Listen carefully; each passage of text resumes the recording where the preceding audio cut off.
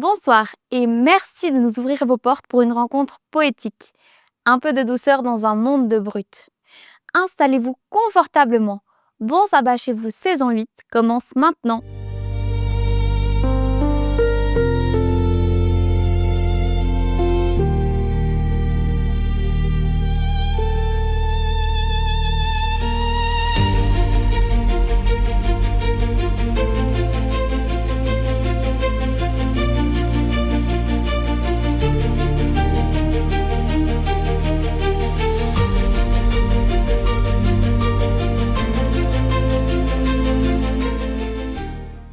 Ah, vous êtes là. Excusez-moi. Ce soir, je suis un peu stressée. J'espère que votre journée a été meilleure que la mienne. Je suis vraiment contente que le sabbat commence. Ça va me permettre de me déconnecter un peu de mon agitation. Si pour vous aussi cette invitation de Dieu à se poser et à se reposer tombe à pic, je vous invite à chanter pour entrer pleinement dans sa présence. Et pour ceux qui ont passé une super journée, suivez-nous. Dieu est là pour tout le monde.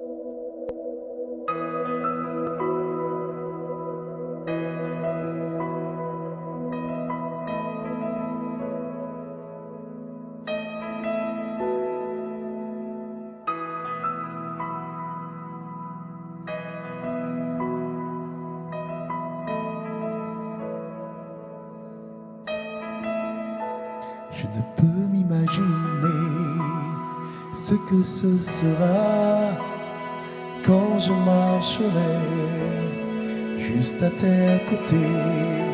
Je ne peux m'imaginer ce que mes yeux verront lorsque ton visage sera devant moi. Je ne peux m'imaginer. Je ne peux m'imaginer. Je ne peux m'imaginer. Je ne peux m'imaginer. Je ne peux m'imaginer. Je ne peux m'imaginer.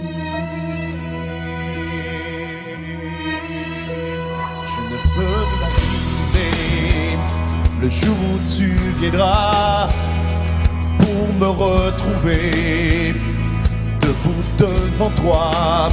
Je ne peux m'imaginer tout ce que je ferai sera de t'adorer pour l'éternité. Je ne peux m'imaginer.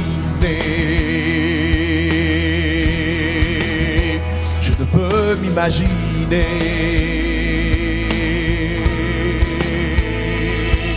Entouré par ta grandeur, mon cœur va-t-il frémir?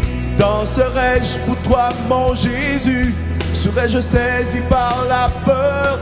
Devant toi resterai-je debout? Vais-je tomber sur mes genoux? Chanterai-je Alléluia? Est-ce que je pourrais te parler? Entouré par ta grandeur, mon cœur va-t-il frémir? Danserai-je Alléluia? Est-ce que je pourrais te parler? Devant toi resterai-je debout? Vais-je tomber sur mes genoux? Chanterai-je Alléluia? Est-ce que je pourrais te parler? Entouré par ta grandeur, mon cœur va-t-il frémir? Danserai-je pour toi, mon Jésus?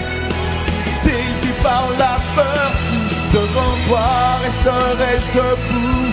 Vais-je tomber sur mes genoux? Chanterai-je Alléluia?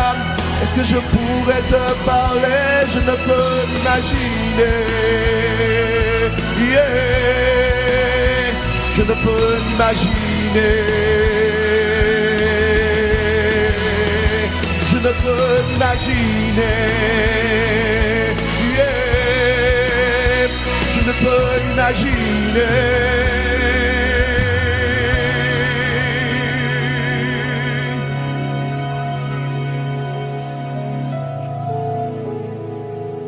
Ce que ce sera quand je marcherai juste à tes côtés.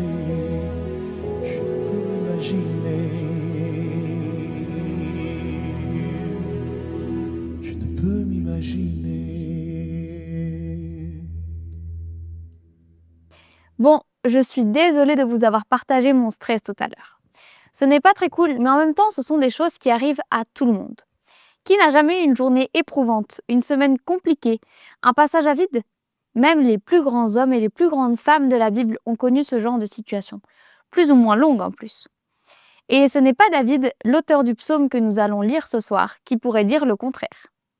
Lui, connu comme l'homme selon le cœur de Dieu, a pourtant vécu des moments de vie très compliqués, comme en témoigne le psaume 25. Écoutons notre invité en parler.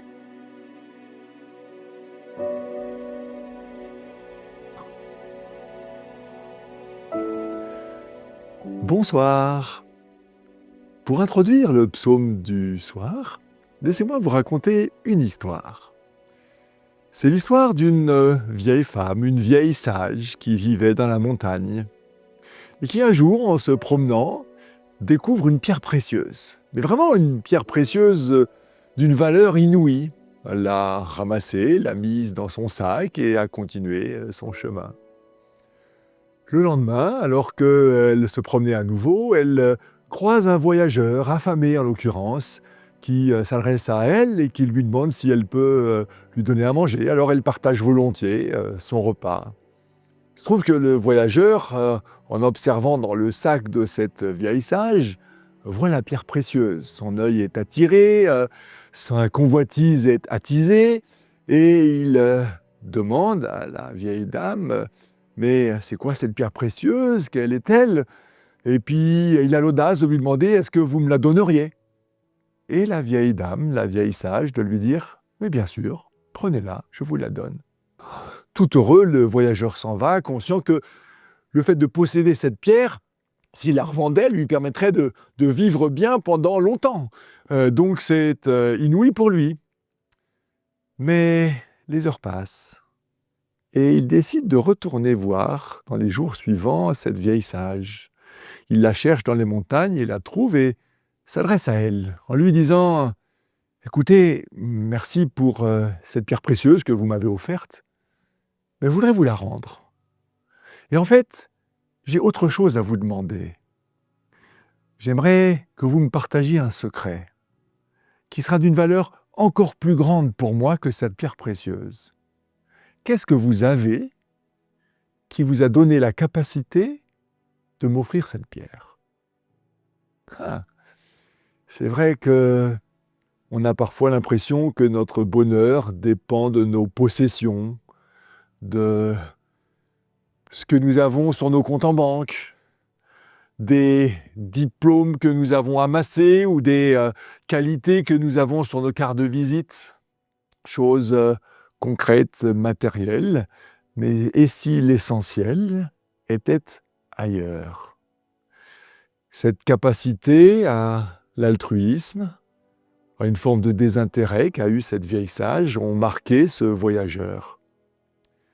Le psaume 25 est un psaume que j'aurais envie d'intituler « Le chemin du bonheur », et précisément qui nous donne de précieux conseils, de nombreux indices qui peuvent nous guider sur ce chemin du bonheur. Ce psaume 25 est assez original. Pourquoi? Alors ce n'est pas le seul, mais il est ce qu'on appelle un acrostiche. C'est-à-dire que l'auteur, en l'occurrence David, a pris les lettres de l'alphabet, alors en français on dirait A, B, C, D jusqu'à Z, en hébreu en l'occurrence ça commence à Aleph et ça continue jusqu'au dernier, jusqu'à la dernière lettre de l'alphabet hébraïque, et il a rédigé donc cette prière, ce psaume, en commençant chaque phrase par l'une lettre puis l'autre. Alors, ce n'est pas le seul psaume ainsi, il y en a 8, si on peut dire, qui sont construits comme ça, avec des respects de l'alphabet plus ou moins aboutis. Et puis un en particulier qui est un véritable chef-d'œuvre, le plus long des psaumes d'ailleurs, le psaume 119, qui est un acrostiche d'acrostiche, enfin je ne sais pas si on peut le dire comme ça.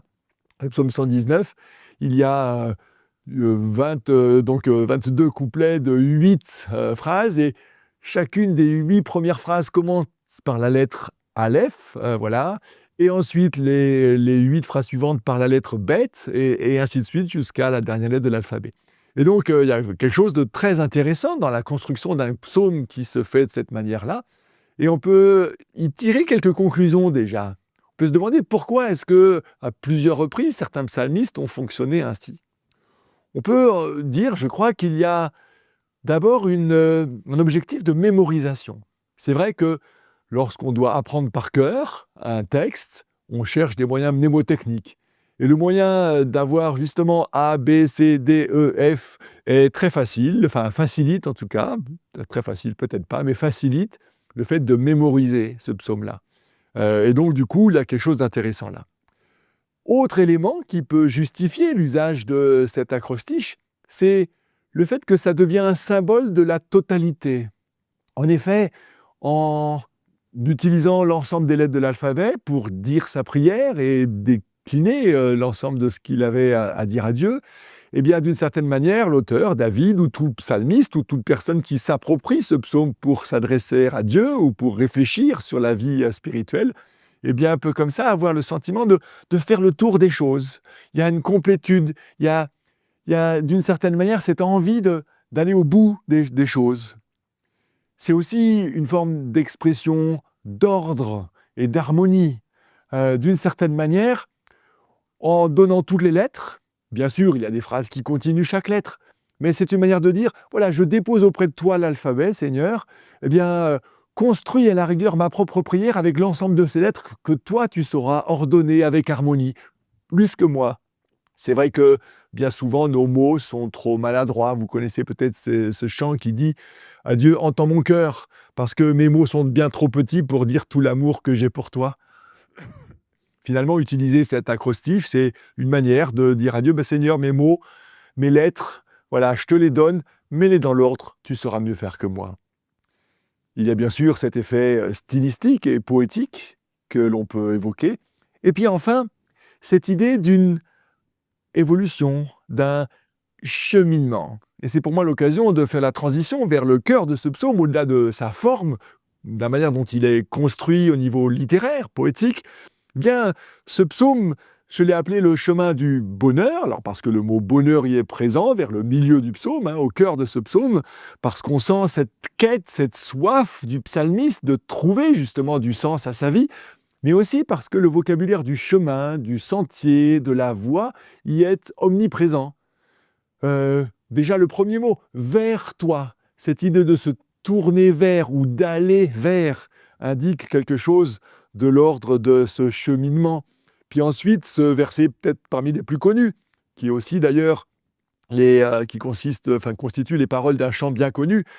Éternel, fais-moi connaître tes chemins, apprends-moi tes voies, fais-moi cheminer par ta loyauté et instruis-moi, car tu es le Dieu de mon salut. Ou un petit peu plus loin, au verset 8, il montre au pécheur le chemin. Au verset 9, il apprend aux pauvres la voie. Ou encore ensuite, au verset 10, tous les sentiers du Seigneur.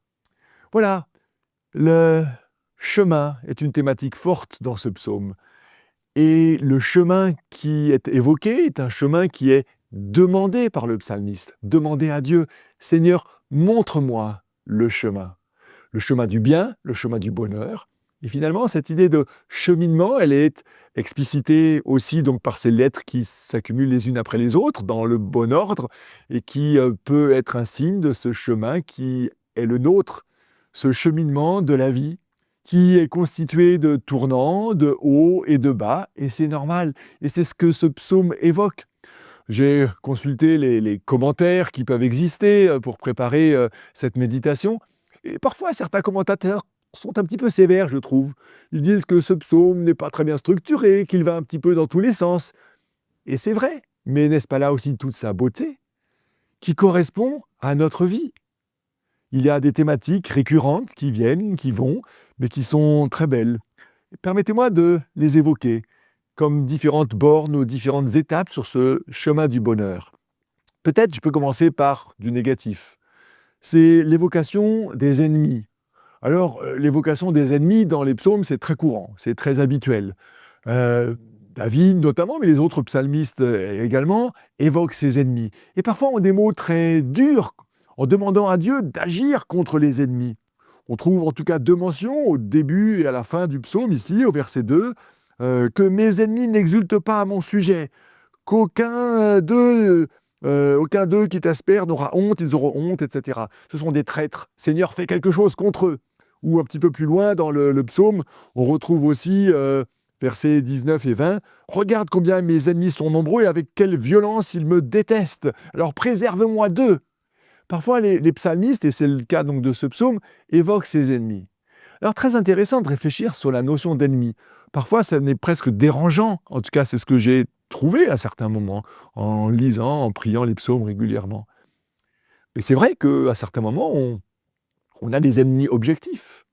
Des personnes qui, pour des raisons qui leur appartiennent, nous font du mal, volontairement ou involontairement.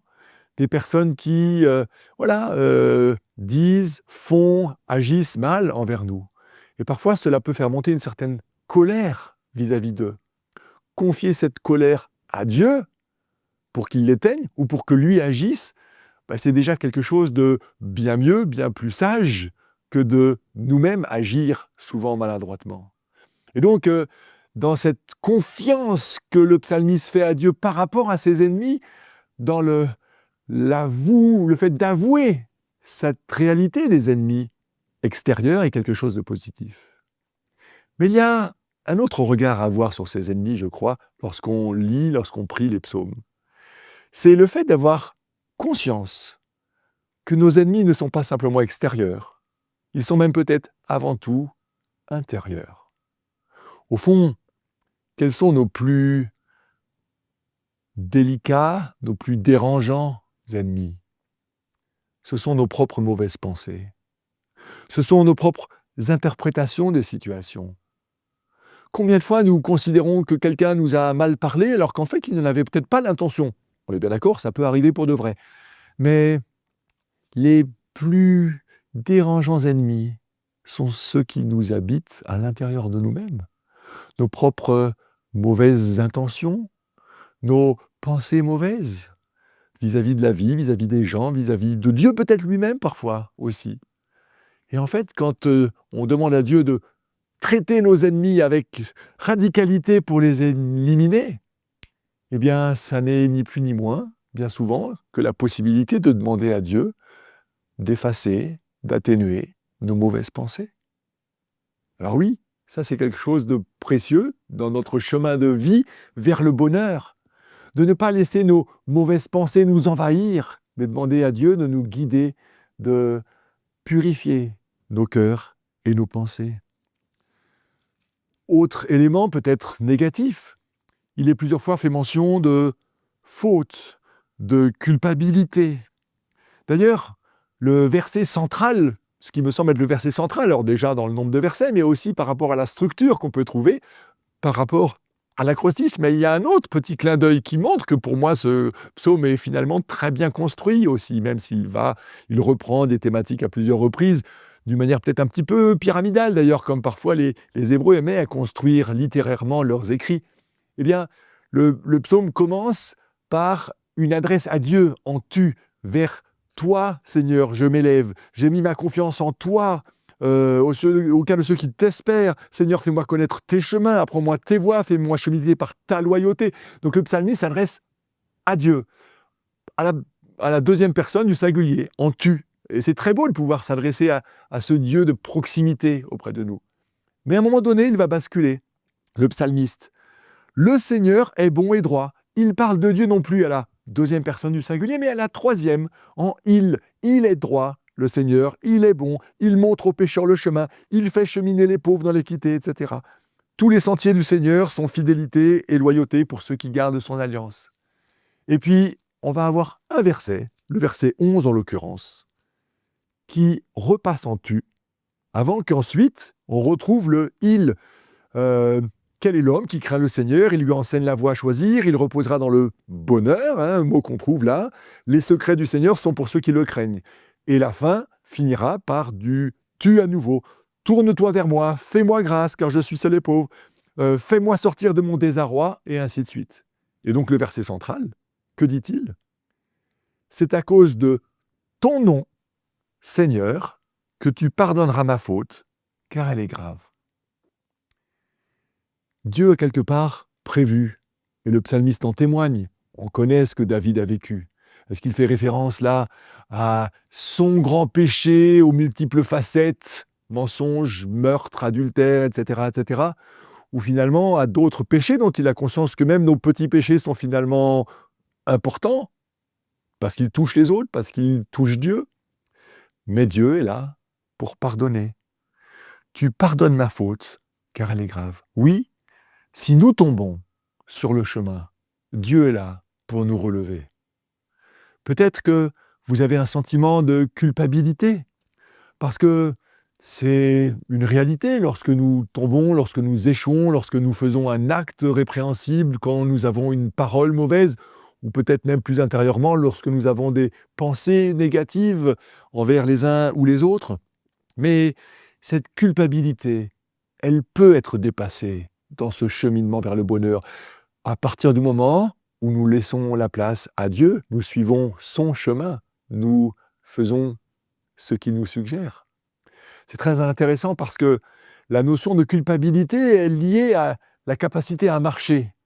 Il y a un épisode dans les évangiles, dans l'évangile de Marc en particulier, mais il est raconté dans d'autres évangiles, Marc 2, où on nous parle de la guérison d'un paralytique qui est porté par 4 hommes parce qu'il ne peut pas venir lui-même tout seul à Jésus. Et il passe par le toit parce que la maison est pleine.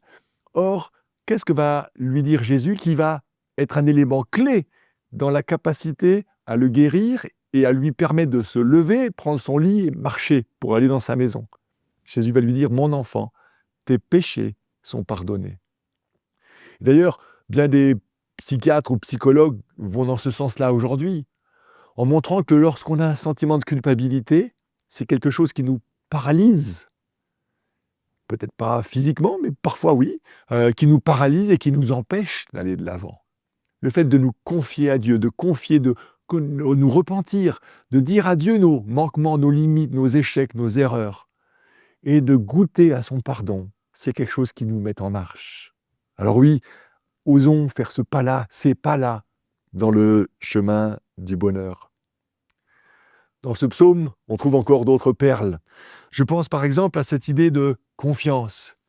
Oui, il y a des moments où on va un peu moins bien que d'autres, et c'est normal, mais c'est très beau de reprendre cette formule du verset 20. « Garde-moi en vie, délivre-moi, que je n'ai pas honte. C'est en toi que je trouve un abri. » Un refuge. Alors il y en a d'autres, des psaumes qui évoquent cette idée-là, mais elle est présente ici. Et c'est magnifique de savoir que Dieu est notre abri. À un moment donné, on peut marcher, il fait beau, le soleil, le paysage est là, il fait jour. Puis à un moment donné, il se met à pleuvoir, il y a du vent, il y a des obstacles, il y a la fatigue, ou il y a peut-être la nuit qui arrive. Et il y a un temps pour marcher, et un temps pour se mettre à l'abri. Juste se lever là dans les mains de Dieu, peut-être bien au chaud. Et c'est quelque chose de magnifique. Dans cette confiance qu'on peut faire à Dieu pour prendre soin de nous. C'est vrai que parfois, on se focalise plus sur le négatif que sur le positif. J'aime particulièrement ce verset 15. « Mes yeux sont constamment tournés vers le Seigneur, car c'est lui qui fait sortir mes pieds du filet. » Ça nous arrive à tous de nous empêtrer dans des responsabilités, que ce soit des choses mauvaises, les péchés, ou alors juste un trop-plein d'activités que l'on a choisies, des responsabilités que l'on a acceptées, où on a l'impression d'être comme dans un filet pris dans la nasse. Et puis du coup, lorsqu'on a ces fatigues, ces hésitations, ces problèmes, ces surcharges, ce qui nous retient, ce qui nous empêche d'aller de l'avant, on est pris dans le filet, eh bien, on a tendance à ne voir que cela. Or, la clé du bonheur que Dieu nous partage et que le psalmiste nous suggère là, c'est bien de tourner les yeux vers le Seigneur, d'avoir constamment les yeux vers lui, parce que lui peut nous faire prendre de la hauteur, comme le premier verset disait, « Vers toi, j'élève mon âme, Seigneur ». Et c'est très beau de pouvoir vivre les choses dans cette dynamique-là. Un autre mot, une paire de mots une autre perle que je partageais avec vous avant d'arriver petit à petit à une conclusion. Le verset 10, au centre, au cœur de ce psaume. Tous les sentiers du Seigneur sont amour et vérité. C'est intéressant parce que c'est un binôme de termes qu'on retrouve dans de nombreux autres psaumes.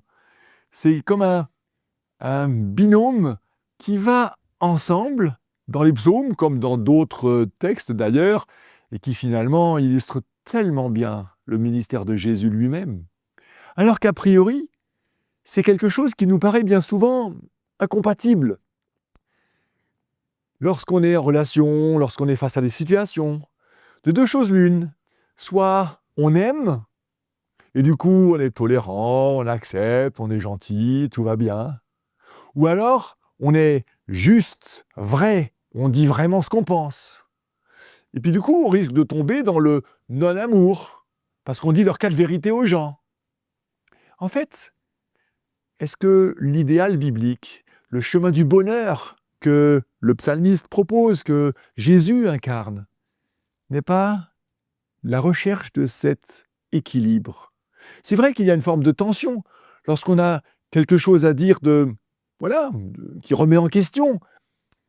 Comment trouver les mots pour le dire avec bienveillance? Et en même temps, comment exercer une bienveillance mais qui n'est pas une grâce à bon marché, et oser avoir le courage, l'audace de la vérité, de la justice. Conjuguer amour et vérité, fidélité et bienveillance, justice et grâce, c'est quelque chose de compliqué. Mais pourtant, les sentiers du Seigneur sont fidélité et loyauté, ou dans une autre traduction donc amour et vérité, pour ceux qui gardent son alliance. Oui, cette alliance, cette bienveillance, l'alliance qui a vocation à être dans nos cœurs, c'est-à-dire cette présence de Dieu, c'est lui qui peut nous donner cet équilibre-là. Quel bel objectif qui peut devenir le nôtre. Et puis, je conclus en évoquant une des dernières formules qu'on trouve, que l'intégrité et la droiture, autre formulation de ce binôme d'ailleurs, quelque part, me préserve, car je t'espère. Le chemin du bonheur est un chemin d'espérance. C'est vrai que dans un sens, cela pose la question de savoir si on est focalisé sur l'avenir ou le présent, ou le passé d'ailleurs. Mais bon, le passé, il est le passé. Alors parfois, il nous paralyse, comme on l'a dit, mais la question est de savoir si on est prêt à subir le présent en vue d'un avenir meilleur.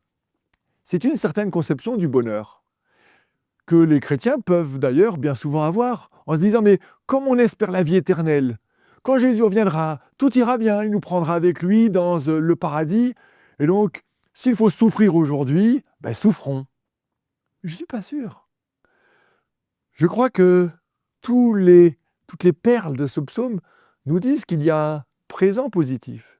Non pas un présent de l'ordre de l'hédonisme où mange, bois, réjouis-toi aujourd'hui, demain tu mourras. Peu importe finalement si on transgresse les valeurs de l'évangile, profitons de la vie. L'avenir, qui en est revenu, on n'en sait rien. Je crois qu'il y a une alternative à ce non-bonheur présent en vue d'un bonheur futur, ou de ce bonheur présent en n'espérant même plus un bonheur futur. Alors bien sûr, il y en a qui sont défaitistes aujourd'hui et qui n'ont aucun espoir pour l'avenir. Mais je crois que le paradigme du bonheur tel que la Bible nous le propose et que ce psaume finalement nous suggère comme chemin, comme sentier, comme voie, c'est cette conviction que aujourd'hui, dans notre présent, la vie peut avoir un sens positif, que nous pouvons vraiment déjà goûter le bonheur. Parfois, il y aura des moments de difficulté, on l'a déjà dit, mais Dieu est là dans ces moments-là et peut nous soutenir, nous aider, nous guider, nous prendre par la main et nous remettre en marche pour que nous puissions tendre et marcher vers un avenir qui sera assurément encore plus radieux. Mais permettez-moi de conclure avec cette citation que vous connaissez probablement, mais qui est tellement vraie et tellement belle. Le bonheur, ça n'est pas une destination. mais une façon de voyager. Alors avons-nous envie de voyager avec Dieu? Il se propose d'être notre guide. La notion d'être disciple, c'est exactement cela. Suivre le Christ sur le chemin qu'il a tracé. Alors, vers toi, Seigneur, je m'élève, en toi je mets ma confiance, fais-moi connaître ton chemin, enseigne-moi tes voies, fais-moi avancer à ta suite, parce que assurément, en te suivant, ce sera le chemin du bonheur.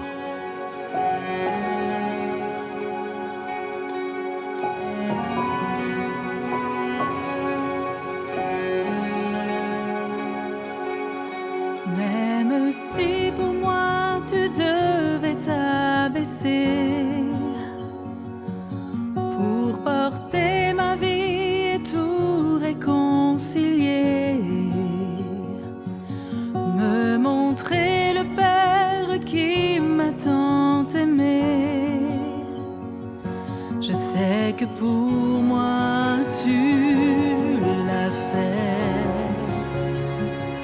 Je sais que pour moi tu l'as fait.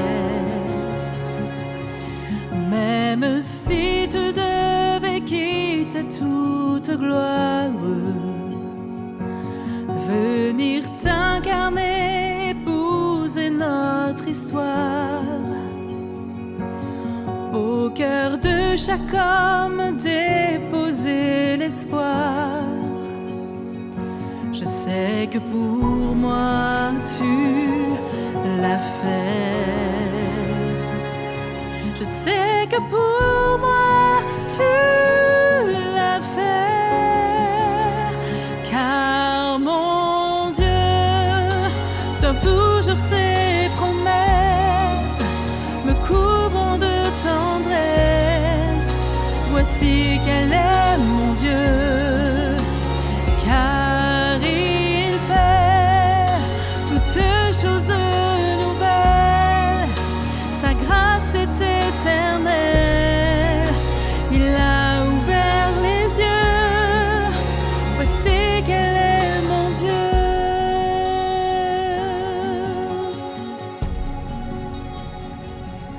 Même si la croix devenait ton fardeau,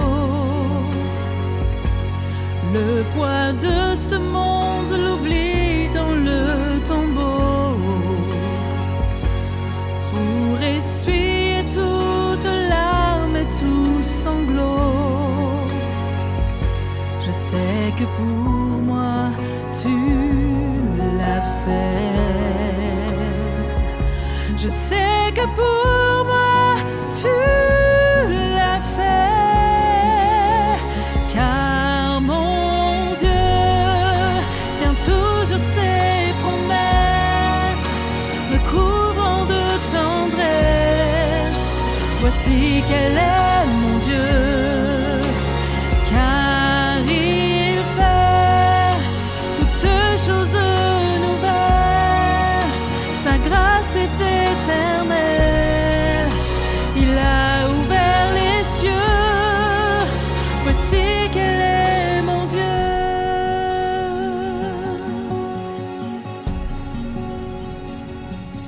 Même si ta vie devait être oubliée, en prenant la place du serviteur caché, pour que je revive en ta fidélité. Je sais que pour moi tu l'as fait. Je sais que pour moi tu l'as fait, car mon Dieu tient toujours ses promesses, me couvrant de tendresse. Voici quel est mon Dieu, car il fait toutes choses nouvelles. Sa grâce est éternelle, il a ouvert les cieux. Voici quel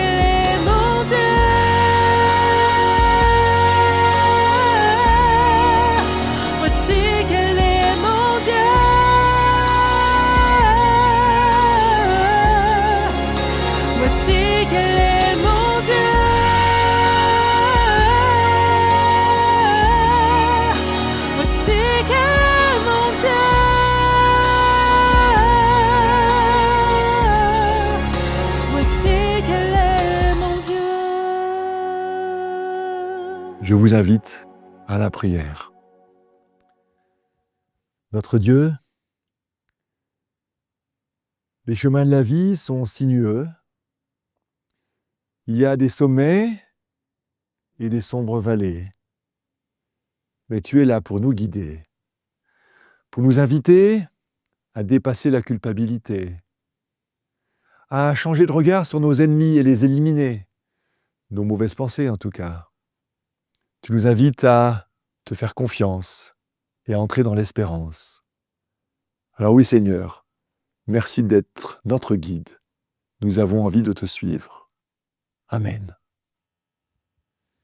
Et bon sabbat chez vous. Je ne sais pas vous, mais moi je finis cette émission beaucoup plus à l'aise et en paix que je ne l'ai commencée. J'espère que ce temps d'adoration et d'étude de la Bible vous a fait du bien également.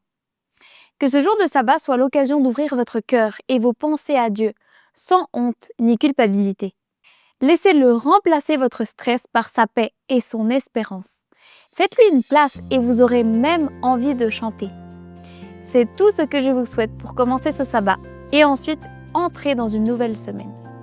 On se retrouve vendredi prochain. Encore une fois, venez tel que vous êtes. D'ici là, bon sabbat chez vous.